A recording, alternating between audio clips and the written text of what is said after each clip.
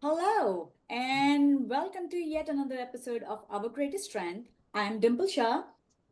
And I'm Glenn Keller. And if you're still following us along in all those episodes, you know that we share incredible stories of immigration, resilience, and leadership in shaping stronger communities. And today, we are super thrilled to have Meeta Malik as our guest on the show. Welcome, Meeta. Thanks for having me. Yeah, so just so our viewers know a little bit, Meeta and I was looking through my LinkedIn messages. We got connected like 2 years back, right around this time, August of 2023. And I found her posts super inspirational and it felt like close to home. It really hit close to home. So I reached out and we just have been connected ever since. I always send her messages when some of her posts resonate more than the others. They all do, by the way. But yeah, 2 years in, here we are. Thanks again for being here, Mita. Oh, thanks for having me. I'm excited for our conversation. Mhm. Okay, so Mina, you're an accomplished author, and you already have at least one book, and I know you do a lot of writing, but you have at least one book. Our viewers can see it behind you, Reimagine Inclusion. And can you talk a little bit about how the DE and I principles that you're talking about in that book, and how in general you feel like that book would resonate with the immigrant community or people that work with immigrants. So the book Reimagine Inclusion: Debunking 13 Myths to Transform Your Workplace came out October 2023. I hope you all can check that out. It made the Wall Street Journal and USA Today bestseller list, and that was particularly uh, sort of amazing, gratifying moment because it took me 4 years to publish that book. And I heard things like, come back to us when you have a book more like Sheryl Sandberg. I love Sheryl Sandberg. I'm not Sheryl Sandberg. I'm a fan of hers. There are a lot of people who look like Mita writing books like this. Mita doesn't have enough followers. There's no marketplace. No one's going to buy this book. And the whole point of the book was to really think about all the stories we tell ourselves at work that hold us back from making meaningful progress and change. I'm the proud daughter of Indian immigrant parents, so my experience is woven throughout.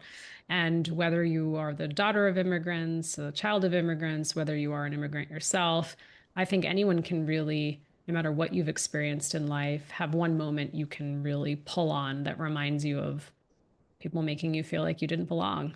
Whether that was not making a soccer team, not being invited to a birthday party, not being invited to a happy hour at work, being excluded Oh, from a meeting. That feeling, I believe, is something anyone listening today can resonate with. And the power of exclusion is it's so powerful. And so how can we really think about inclusion as a force for good? yeah, and what I loved the way so you mentioned people telling you what you can't do, or people taking your power away. Oh, you'll never, and it relates at work and it relates to your book, and you just refuse to be denied, right? I'm gonna publish this book. I don't care what I'm being told. I don't care what the statistics say. I'm Yes. gonna publish this book and I'm gonna make it mine. And so that like I mean, that's like putting it into action. So you can say you've done that. So, but one of the things we really want to talk to you about today is you have a new book. Yes, I And do. yes, you do. The devil And emails at midnight. Yes. yeah, yeah. And Such a powerful title. oh yeah, oh yeah. It's a great title because we've all emailed with him at midnight, right? Yeah. So you want to tell us the audience a little bit about that book?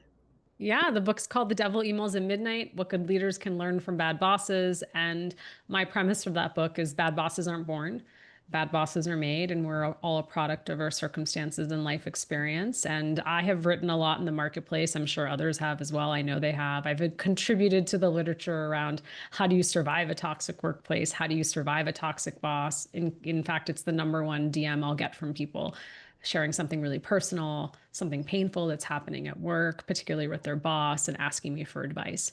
And so the book is constructed, and the opening chapter is I've been a bad boss, and chances are so have you. And so, what if we actually flipped the script and thought about how each of us might have, in some cases, a bad habit, in other cases, a toxic habit that's really preventing our teams from doing their best work? Got it. Yeah. So one of the things that I am in such awe of, Meeta, I've been following your journey since the past 2 years, like I mentioned, right? So you are not only a change maker, you're not only a fierce advocate for inclusion, you're LinkedIn's top voice, you are best-selling author already, and your new book has not been published yet, and it's already creating waves. So let's take a deeper dive into all about this book, right? Tell us everything that you know about this books, and we can get started with, you just mentioned bad bosses aren't born, right? So what do you think are the biggest systemic or cultural forces that create these bad bosses in today's workplaces? So I've studied three areas. There's likely more, but if I'm thinking about these are three moments where bad boss behavior can creep up. By the way, we all have a behavior that can become a bad boss behavior. Mine is micromanaging, right? And so seeking, as I try to raise my children, not perfection, but progress, right? Like it's a journey for progress. But I know that that can become a toxic behavior for those around me. And so three moments that bad boss behavior will show up. One is that there's something happening in the external marketplace. I'm sitting in the US right now. Tariffs continue to make headlines. It could be that your competitor has launched an innovation that you didn't expect coming. It could be a merger and acquisition that failed. So many things that are happening externally and internally that are impacting your business and causing stress. Number two, in my house, we say poo poo trickles down. And so you could be working for a bad boss. I could be working for somebody who's exhibiting bad behaviors, and I start absorbing those, right? And I start acting out in that way. And the third could be something cataclysmic that's happened in your personal life. And there's no line anymore, I believe, where, work ends and society begins. That line has blurred and certainly was blown up during the pandemic, but you could have lost a loved one, grieving, miscarriage, fertility issues, divorce, breakup, dealing with an illness yourself, someone in your family is dealing with an illness, and all of those things, whatever it is. And I could, we don't have enough time and space in your show together to talk about all the hurt and harm happening across the world to different communities. And even if you are not in that particular part of the world, you might have family there and you are thinking about them. And so you're bringing that into the workplace. And so that stress, whether you realize it or not, that grief, that emotion, you can be taking that out on your teams. And so typically those are three moments where we'll see bad boss behavior start to really, I would say, show up and then in some cases thrive, right? It keeps going, right? It's like thriving. And it's really hard for the people who are having to deal with the behavior. Wow. Wow, poo trickles down. I love that. Yeah. So, in your book, you touch on, this boss archetype that only has time for their team in the middle of the night, right? So, that's almost a behavior that's like you want to medal for that sometimes. So, what does that say about modern, hustle culture, and how, can you talk about a little bit how leaders can see that and recognize it in themselves and maybe do something about it? So we are sitting here today, and I think in many ways we've normalized emailing at midnight. It's normal. And I'm here to say I'm sleeping at midnight. I'm not emailing at midnight. And I've never done anything in my life. Let me take a step back. I have never been an emergency room professional, a 911 operator, a crisis counselor. I've sold lots of cereal, beauty products, SaaS software. I've never done anything that was life or death. And somehow, in many of our workplaces, we treat these moments like they're life or death. Everything becomes urgent. Nothing is urgent. And I opened the devil emails at midnight with the boss who did just that. She never had time for me during the day. I was like the golden retriever. I chased her around the office. I was so loyal. I just wanted to be seen. I just wanted time with her. I even chased her into the parking lot once. I talk about this, like just to try to wave her down, right? But she didn't have time for me. But guess when she did have time for me? She had time for me between 10 p.m. and 2 a.m. Exactly. She would dump her inbox into mine. Can you get this bill played? Can you talk to this vendor tomorrow? Can you help me with inputs to this proposal? And of course, what ends up happening in that power dynamic, it's very easy to say set boundaries. I'm a very big fan of setting and keeping boundaries. But when you're more junior and you're trying to get someone's attention, be recognized, you want to do well, you get into this back and forth, right? You're going to be constantly emailing back at midnight. And I'm not saying that there might not be times in your business or there's a weekend coming up because there's a big client proposal you have to land on Monday, all hands on deck. Not saying those moments don't happen. What I'm asking you to think about is that if that's your regular course of business, if this is a regular way of working, how do you expect people to come to work and give their best and not burn out? Well, We're not AI agents, right? I mean, in the yeah, world where we're embracing AI and there's a lot of great things that AI is bringing, I'm leaning into being human. How am I well, going to compete with a bot? Mhm. Lean into being human, right? And so that's what I want people to really think about is like how they're abusing emailing at midnight. and I think it perpetuates itself in a Yes. way because upcoming leaders model like the leaders that they had before, that whole shadow of a leader thing. Well, it's whether it's good or bad modeling, right? You still model it, and I think it becomes self perpetuating, and I started to see it happening in myself just because of the environment I was in. But sometimes it takes somebody that's got no filter, and that would be my wife, who caught me sending an email like, I don't know, 2 o'clock on a Saturday afternoon, and she's like, "What are you doing?" I'm like, "Sending an email," and she said, "Why? It's Saturday. Your team's off." And I said, "Oh, they'll answer it on Monday," and then she said to me, "Glenn, you're a very bad word, idiot." And we talked about it a little bit, and I don't think I've done it since then. Mm, It's just understanding that as a leader, people are going to respond to you. They're going to, and that sure. behavior will perpetuate through the entire Yes, organization. it will. Absolutely. Yeah. So, yeah, this book really And resonates. sometimes it comes with authority, and some at other times it also from the other end, like me just said, is also because you're junior. I'd add to that it also is because you look different. So I'm like, okay, well, am I supposed to work harder in Mm, order to be seen? yes. So, Yes. Yeah, yeah. but yeah. So, you've talked about bad bosses in your book. You've also talked about you being a bad boss, which you also mentioned at the beginning of our podcast here.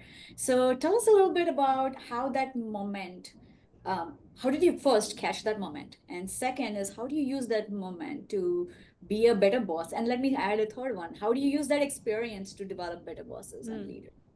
So I chronicle 13 bad bosses in the book. I Mhm. have changed names and details because I hope I'm not interested in shaming, naming, and blaming people. But it Sure. all starts with the hilarious and heartbreaking stories. And I'm number 13. And I talk about back in 2017 when I lost my dad suddenly. It was a phone call from my mom that completely changed the trajectory of my life and the pain and grief of losing him. And I thought I could bury the grief. And for anyone who's been on a grieving journey, that's not what happens. The grief shows up in unexpected ways and sometimes can explode. And I went from being a really good leader to a bad boss, a terrible boss. I was emailing at midnight. I couldn't sleep. I was disengaged. I would disappear for days. My team was wondering what was going on. I would come back and swoop in and micromanage. And I never forget those a presentation we had 30 minutes before the leadership team meeting. I'm making all these changes into the deck that aren't changes that are needed. But when you lose someone and you feel a loss of control in your personal life, and this happened in the pandemic, many of us lost people we loved, our lives were changed forever. You show up at work, and that's where you can have control, particularly if you have power. That's when the helicopter manager, as you recall, the rise of the helicopter manager in the pandemic occurred. And it took not only my own behavior and me self reflecting and journaling and thinking about the things I was doing and how I was behaving, it also took signals from other people. I had someone at the time on my team who was a top performer who resigned, and I got Oh, the exit interview notes from HR. I always joke, I hope people do exit interviews. They seem like they're canceled these days, but if you do exit interviews and people are honest, you should take the time to look at them. And it was everything I just told you, very Mhm. disengaged, not coaching the team. I don't think I have any more career opportunities here, so I'm going to be moving on. And that was not only signals from myself, but signals from other people on how I had to change my behavior during that time. wow. I'm Wow. just curious if anyone just asked you the question, "Are you all right?" I love that question. And I wish if I could go back, I had been more vulnerable to say, I'm not okay. It's my dad's birthday. Father's Day is coming up. something reminded me of him today, right? I mean, that's when I was lashing out, was those moments of grief. But I will also tell you something interesting that happened was when I did come back to work from bereavement leave, which at the time my company, I believe, had 3 days. And my team rallied around, and I ended up getting 3 weeks, which doesn't happen for everyone. And I'm very cognizant of that. And I talk about that in the Devil Emails at Midnight, how important bereavement leave is and what companies should be doing. But I remember coming back, Glenn, and my boss at the time saying to me, "Oh, you finally got your mojo back. Great." And it was this immediate, like, you need to stop being sad. Yeah. Like, you need to smile, right? We don't want to see grief and sad faces in the workplace. And Yeah. it's like you had the flu and you got over it, so move on. And Yeah. I think we don't talk enough about grief in our society and homes and communities, and certainly not at work. And so I think there's this expectation that as a leader, I was raised, you have to have all the answers, you have to be strong, you can't be vulnerable. And so when you're not allowed to tell people what's actually going on or feel like you can't, it'll show up in other ways. Well, You just reminded me of an incident, Mita, and I love your vulnerable share. I always do, even on LinkedIn. Oh, thank you. And I loved it in Reimagine Inclusion as well. It just, again, hits so close to home. A close family member was diagnosed with breast cancer, and I had a very, very senior role at that time in the organization, and I was working very closely with the VP, and I was having some rightfully so, some changes in my mood and behavior, and I was very aware, so I shared that with her. And she asked, she's like, okay, what's going on? And I'm like, oh yeah, well, the oncologist said radiation. Oh, only radiation? Then she's gonna be okay. I just had no idea how to react at that statement. So it was suddenly like, well, it's not really that big a deal. It's only radiation. There's nothing more to Sure. it. So you're supposed to be like, okay, and you're supposed to Yeah. move. But yeah, some things that just sit with you, that you carry with you, Yeah. and then you learn from it. I'm like, no, I never want to say those things ever again. Never. Yeah. Yeah. Absolutely. Yeah. Okay. So let's talk about fear versus trust. You Yes. talk a lot about that in your book.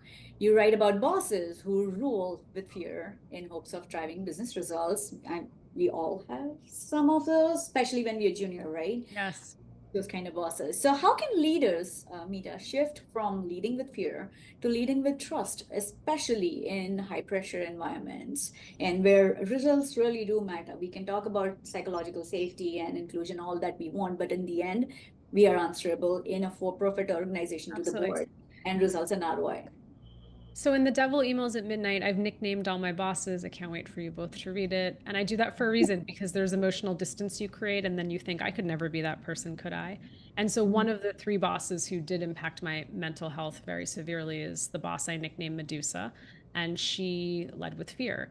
And I had never in my life, not my parents, not my brother, not my husband, certainly not my friends, I had never had anyone scream and yell at me.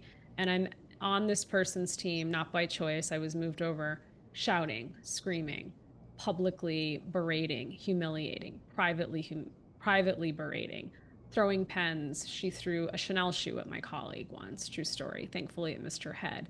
And the ways in which she behaved, I had never seen anyone behave this way before. And she was the equal opportunity bully. She went after everyone. It didn't matter, right? Everybody was a target. But here's what happened. I showed up to work scared every day.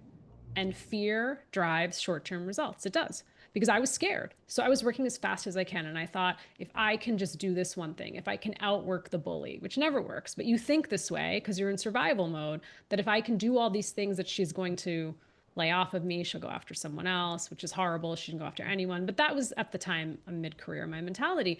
And you know what happened is fear is exhausting. And I want leaders to hear this. It is exhausting to constantly be scared. So then you start to realize it doesn't matter what I do. Now I'm just tired. No matter what I do, she's going to come after me anyway. And so this is what starts to happen. You start to go under the radar. You start to care a little bit less. You're like, it doesn't matter if I do this or this, it's still going to be the same result from her. And then you start to get disengaged, and then that leads to burnout. So, how do you expect people to drive results if they're scared? And so, this is the trap people fall into. I actually think it does drive results in the short term. I've seen it myself. It drove me, right? Short term. But long term, what happened was Medusa had a team of 12 people in this organization. All 12 people left. Then they moved her to this other team. where I talk about in Devil Emails at Midnight, I was forced to join. It was voluntold onto that team. Those 12 people leave. So the cost right now, if you look at research, it's about 2.5 times to replace an employee. Not to even talk about what it does to morale and culture and productivity while the people are there. So that's what I really want people to think about is how many people are you willing to, you're going to protect a character like Medusa, and how many people are you willing to leave and walk out the door? And then sort of the surprise, I can't believe Mita's leaving. What? And you're like, she's the worst kept secret in the organization. I think we've all worked in places, and Medusa is like an extreme example, some people might say. True story. My mother also has the receipt. She remembers every moment of me working for this person. But it's so interesting to me, like, how do we allow this to happen and why do we tolerate it when actually it is going to impact revenue? I don't see how it doesn't. Wow. I'm appalled, literally, and no one in that organization did anything.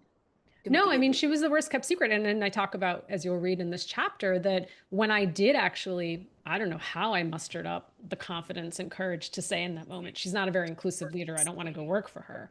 I was labeled the detractor, the pot stirrer, the troublemaker. You were on track to get promoted. My friend in HR said, why would you say anything? You should have said nothing. Everyone knows she's a problem. Okay, but that doesn't excuse it. I'm supposed to pretend that this doesn't exist. We're all supposed to work around her. Oh my gosh. Yeah, and it's an interesting dynamic because, like we're talking about high pressure situations, and I think the example you're giving that every situation, Sure, was treated as if it was a high pressure situation. But when you're, say, a surgeon, or you're landing an airplane, like sure. in aviation, it's well known that democracy doesn't really work in cockpits, right? It's Yeah, like one person is in sure. charge, Yeah. and there's no debate. Yes. And if you screw up with that surgeon, if you anger that captain of an airliner, you're not going to work with them ever again, and they can really impact your reputation. Sure. So there is some there are some environments where a little bit of healthy fear is important. But I think, to your point, there are some people that just live off of the fear. Yeah. And I think, listen, in fairness, the examples you all used, I'm thinking life or death. Yeah, Where, yeah, that is exactly. fear, Yeah, that's survival, right? yeah, That makes right. sense. That's Yeah, why I really want to ground this, as I did in the Devil Emails at Midnight, is like workplace context. And there might be people who were, and thank you for saving lives. You are doing things that I'm not doing in terms of literally life and death. But I really want to talk to the people who are like, why are you making these situations life and death when they're not? yeah. That circles back to Yes. the way you introduced this the beginning of the answer here. Yeah, Hey, throwing things around because we don't put things in production. That's insane. yeah, yeah. That No, is we it. once ordered, like, yeah, we remember the Caesar salad was out. So we ordered house salad for lunch and she lost her mind, right? Like all sorts of tantrums. And it is like, the makings of a movie, but particularly this was in beauty. And I think when you ask me about bad boss behavior, I think any industry can create bad bosses. I think some industries might be exceptional at it, particularly when there's a scarcity mindset. They're highly coveted jobs, whether it's beauty brands, Hollywood. Maybe there's a hot new tech brand in the marketplace right now. I mean, there's some that have fallen, right? But if you think about, oh, everyone wants to work here, and Mita, if you're not going to put up with this, there's 10 other people who are willing to take this job. Thank you very much. Yeah, that seems to attract the bullies, right? Yes. If you're if you're in a high demand, a job that people really, really, really want, hey, you're lucky to be in this position. Yes. And that just feeds my ego, because I can control your destiny, and I can snap my fingers and you're gone. That's interesting. And it's coming back to a full circle moment for me, Mita. You started saying bad bosses aren't made. Don't like just They're not show up, born. Yeah. right? Yes. They're not born. Yes, thank you for that. So I'm thinking, if I'm trying to find tiny little empathy for this boss somewhere in my heart, Yeah. because there's always a story. There And is. I wonder what kind of story, what kind of powerful, sad story that that person might have had where they didn't get the support they might have Yeah, needed, absolutely. or they're Yeah, like yelling, help me. yeah, And it's also on the organization, and it's also on their peers that they probably were not able to support, or on that HR manager where people on their level, they probably sure. saw the behavior, but they didn't find any empathy or support to give this boss for the boss to throw tantrums all over the place, So I mean, when I think about my journey to write the devil emails at midnight, I have a lot of empathy for these individuals where if you had talked to me 5 years ago, I may not have, and I'm evolving of as a course. person because we're all, what is a bad boss? I've been one. Mm, Chances are so have mm, you. And we mm, can be misguided, misdirected, hurt mm, human beings for all yeah, kinds of reasons, whether that's things that's mm, happened through our childhood, things that are happening in the workplace, things are happening in our mm, home, right? mm, Operating in a stressful environment. And so I don't excuse that behavior, but I try mm, to now understand where it might be mm. coming from. And oh, by the way, they don't need another executive coach. Maybe they just need therapy. Yeah, It's the yeah, for conversation sure. we should be Mhm. having. And even at the time, I don't think any of her team members, including you and your team, could have done anything about it. It sounds like it was so I mean, we extreme. we all kept bringing it up, but I think Yeah, this is an example of when a yeah, company is sort of in its heyday and it's a beauty brand and whatever, or in tech, this is happening yeah, right now somewhere in the market, that yeah. individuals are protected. And often it's personal relationships, right? It's Mm, like, for you know sure. that I'm causing a lot of damage on the team. You Mm, hear about yeah. it. All these people are leaving, but guess what? I helped you build the company. Our kids are now friends. You came to my wedding. We summer together. All these things start to blur and you Mm. can't actually accept the fact that I'm causing this much harm in the Oh, organization and you're willing to watch all these other people leave to protect me. mm, yeah, very well said. Yeah, yeah, yeah. I've always found that bullies are usually afraid of something Yes. Mm, that's often drives that behavior. Mm. Okay, so Mita, this has been fantastic. I've really enjoyed it. But before we close, is there anything that you wished we had brought up, or something else that you'd like to share with the audience? I would love for you all to check out the book, The Devil Emails at Midnight, What Good Leaders Can Learn from Bad Bosses. You can find it on Amazon, Barnes and Nobles, your local independent bookstore. And I really want people to look in the mirror and think about how we can hold ourselves accountable. It's really easy to nickname your boss the Disney villain or the Marvel character. I've certainly It done is. that. But what if we are that person? And I'm not saying we might be an extreme version, but what if there's something that we're doing that's stopping our teams from reaching their full potential? And what if we just started thinking about that and worked on that and shared it with someone at work and started holding ourselves accountable? Imagine how we could be creating more positive workplaces for each other. Oh, yeah. so refreshing to have a work that encourages us to look at the inside rather than immediately vilifying. That's just great. So, Dimple, did you have any closing remarks? Just did, and again, I'm just reminded of one more thing that I read in Reimagine Inclusion Media that you reminded me of by saying that you talk about intent versus impact all the time. Yes. And that one, that closing reminded me of that, be the kind of leader that you wish you had. Yes. It just, oh my God, I can't wait to read your book. Oh, So thank you so much. It thank means a you. lot. Of Thank you for course. having me on Oh, the show. I really appreciate it. Yeah. Thank oh you for yeah. all that you do, and thank you so much for being here. We really Thank you. enjoyed this conversation. Like Glenn said, very, very refreshing. Looking Oh, forward. yeah, exactly. And I am looking forward to reading that book as well. It Mhm. just sounds fantastic. Omida, thank you so much Thank you. for being on today. And to our viewers, thank you so much for tuning in and viewing. And be sure to subscribe so that you can see the latest versions of our video cast. So thank you and goodbye. Thanks everyone again. Bye. Bye, Mita. Bye.